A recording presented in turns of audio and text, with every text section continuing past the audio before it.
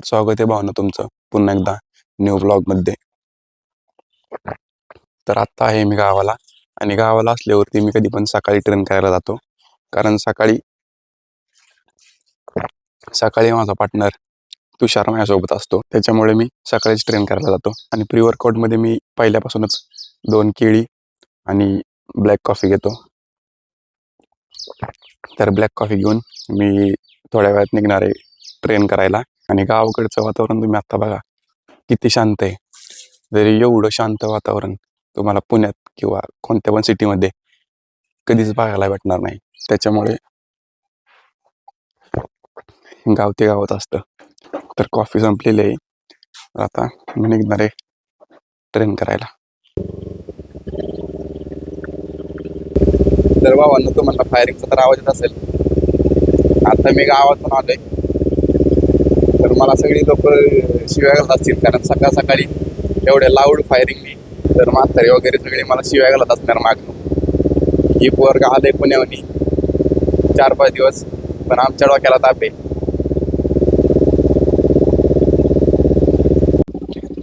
तर आत्ता गाडी बंद पडली होती, तिचा बॅटरी खराब झाली आहे, तरीने मला लय त्रास दिलाय. अशी बंद पडली की डबल स्टार्ट करावी लागते. तर आज पहिली हिची बॅटरी टाकून घेणार आहे, कारण एवढी चांगली गाडी आहे आणि डबल स्टार्ट करणं हे म्हणजे इज्जतचा फालुदा होतो. पण काय करणार, प्रॉब्लेम हा अचानक येतो आणि ही गाडी बरेच दिवस उभी होती, त्याच्यामुळे तिची बॅटरी खराब झाली. तर आज पहिली बॅटरी टाकून घेणार तिची. तर आता पोचलोय मी जिम मध्ये. तर ही आमची जिम ओल्ड स्कूल आहे, जिथे मी 4 वर्षापूर्वी माझं फिटनेसची जर्नी चालू केली होती. आणि त्याला मी एवढा एक्सायटेड असतो ना की त्याची फिलिंग मी सांगू शकत नाही. कारण जिथून आपण आपलं करिअर स्टार्ट केले, पुन्हा 4-5 वर्षानंतर परत तिथे येणे, तिथे येऊन ट्रेन करणे, ही फिलिंग वेगळीच असते.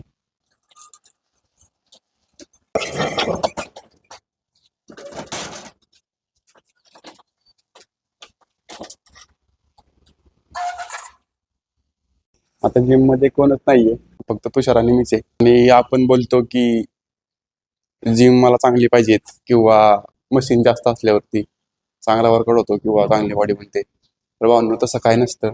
जिमचा काही विषय नसतो. जिम मध्ये मशीनी कमी असू देत किंवा ओल्ड स्कूल असू देत किंवा काय असू देत, करण्यावरती आहे. तुम्हाला जर खूप मनापासून जिद्द असेल तुमच्यात की चांगला फिटनेस ठेवायचे, एक चांगली फिजिक्स बिल्ड करायची, तर तुम्ही ते कोणत्या पण जिम मध्ये करू शकता.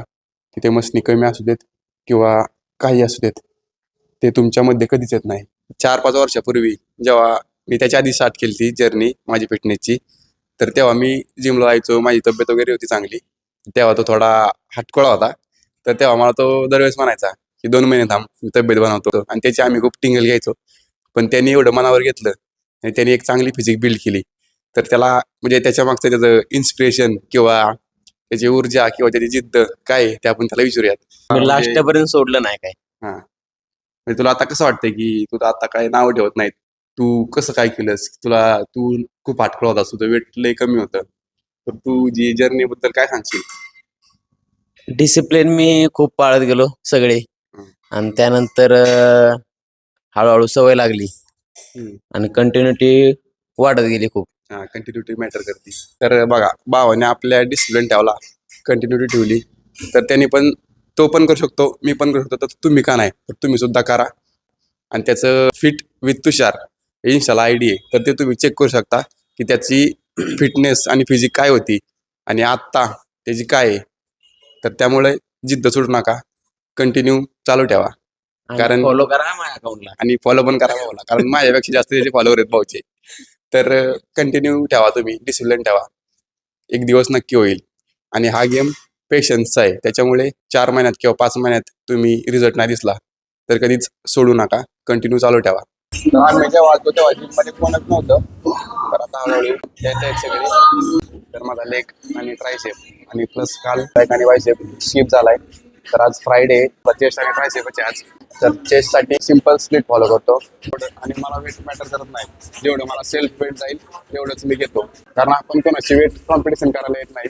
आपल्याला एक चांगली फिजिक बिल्ड करायची, मसल ग्रो करायची आहे. इगो लिफ्टिंग वगैरे त्याने काही होत नाही. त्याच्यामुळे जेवढं वेट तुम्हाला सेल जाते तेवढंच तुम्ही मारा.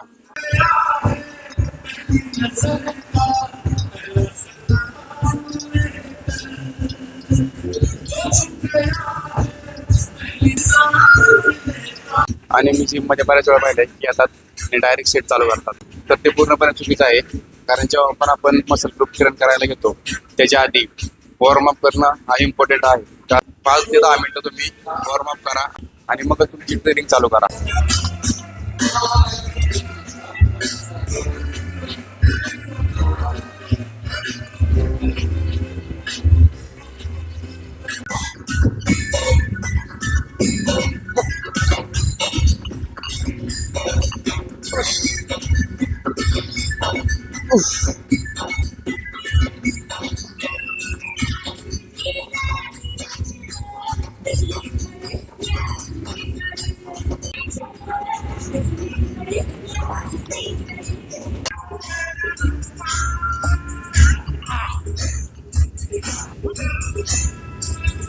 चल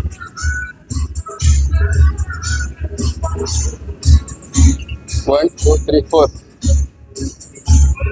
1 2 3 व्हेरी गुड. आणि हे ओल्ड स्कूल जे डंबेल्स असतात ना लोखंडाचे पूर्ण, त्याचा आवाज मला एवढा आवडतो ना. म्हणजे ती फिलिंग जेव्हा तो आवाज येतो ना त्याची फिलिंग लय खतरनाक असते. एकदम डायरेक्ट इथे हिट होतं. आणि जेव्हा पण तुम्ही डंबेल्स प्रेस मारताय तेव्हा प्रॉपर कंट्रोल वेने मारायचे असतात. कारण जेव्हा तुम्ही फास्ट मारताल तेव्हा तुमचा बॅलन्स एवढा जास्त होणार नाही, तुमचा बॅलन्स जाणार. त्याच्यामुळे तुम्हाला तो सेट नीट मारता येणार नाही. त्याच्यामुळे कंट्रोल आणि होल्ड करून जेवढं मारतात तेवढं तुम्हाला चांगला सेट बसेल. तुम्ही पटापटा मारला तुमचा बॅलन्स बिघडणार आणि मग तुम्हाला जेवढे रेप पाहिजे तेवढे रेप येणार नाहीत.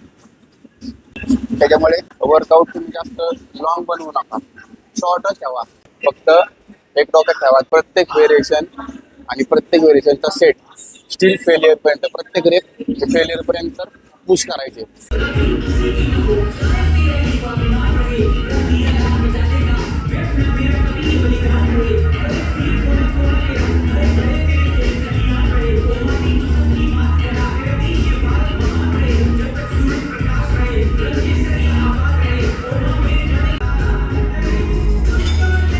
फिल्टर होते खतरनाक पंपाला. हा विषय असतो ओल्ड स्कूल जिमचा. एक व्हेरिएशन मारलं बॉडी असली खतरनाक पंप होती ना लगेच. चेस्टचा लास्ट व्हेरिएशन झालं, त्यानंतर ट्रायसेप सुद्धा घ्यायचा आहे. त्यामुळे पंप कसा आलाय असं म्हणलं मी शेवट दाखवतो वर्कआउट झाल्यावरती. आता चेस्ट ट्रेन करून झाली, आता ट्रायसेप घेणार आहे. तर ट्रायसेपसाठी फक्त 2 ते 3 व्हेरिएशन्स खूप होतात. कारण जेव्हा आपण चेस्ट ट्रेन करतो तेव्हा ऑलरेडी आपला ट्रायसेप पंप झालेला असतो. त्याच्यामुळे ट्रायसेपचे 4-5 व्हेरिएशन्स घेऊन काही फायदा नसतो. 4-5 व्हेरिएशन्स पेक्षा 2 ते 3च व्हेरिएशन्स घ्या, कॉन्सन्ट्रेट करून घ्या आणि प्रत्येक रिपिटेशन हा स्टील फेलियर पर्यंत मारा. तर जास्त व्हेरिएशन घ्यायची काही गरज नाही. ट्रायसेपचा सुद्धा मी सिम्पलच ठेवतो, 2च व्हेरिएशन्स घेतो. पहिला म्हणजे ओव्हरहेड रोप एक्सटेन्शन आणि दुसरा म्हणजे बारबेल पुश डाऊनचा. तर एवढे 2च फक्त मी व्हेरिएशन्स घेतो, पण प्रत्येक सेटमध्ये स्टील फेलियर पर्यंत जायचा प्रयत्न करतो.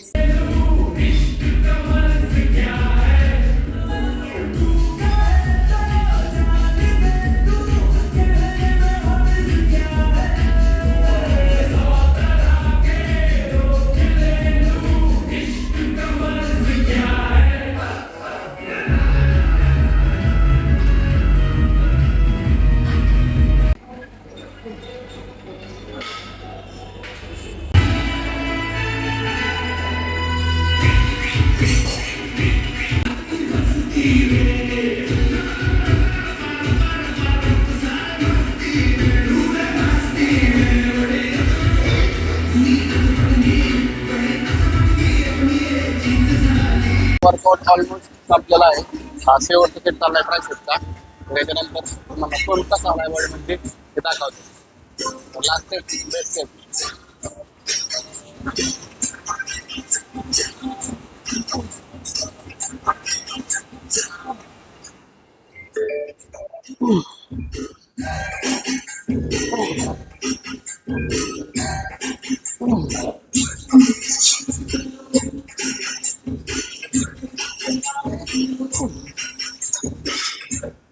तर पंप कसा आलाय ते बघा आणि तुम्ही पण एन्जॉय करा.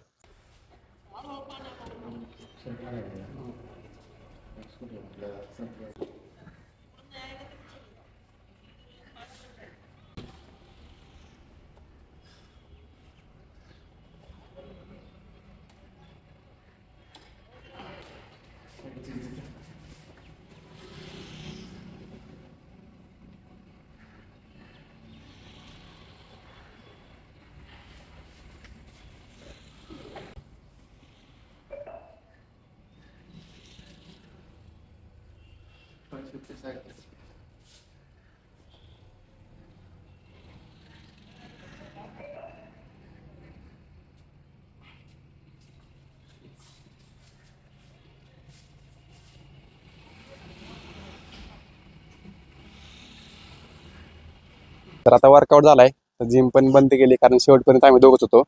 तर तुम्हाला एक गोष्ट सांगायची होती ती म्हणजे ही गाडी मी घेऊन आलोय. तर गावातल्या लोकांना एवढा लाभ झालाय की गावातले लोक मी जेव्हा गावातून जातोय तेव्हा मला मागणी शिवाय देत असणार आहेत. कारण याची तुम्ही एकदाच बघू शकता कसं आहे, त्याची फायरिंग एवढी खतरनाक आहे की म्हातारे ते मला शिवाय देत असतील. मी काही एवढं लक्ष देत नाही कारण याचा क्रेज काय आहे ते फक्त मलाच माहिती आहे. जेव्हा गाडीवर बसून जातो तेव्हा लोक वळून वळून बघतात आणि तेव्हा ती फिलिंग काय ती ते फक्त ज्यांच्याकडे अशी गाडी आहे, ज्यांच्याकडे मॉडिफाईड आहे असेल ते त्यांनाच माहीत असतं. वर्कआउट वगैरे झालाय, चाललोय घरी. तर भावांनो, व्हिडिओ आवडला असेल तर एक लाईक नक्की सोडा आणि जर मनापासून आवडला असेल तर तुमच्या मित्रांसोबत शेअर करा. भेटूया अशाच इंटरेस्टिंग ब्लॉगमध्ये. Bye bye.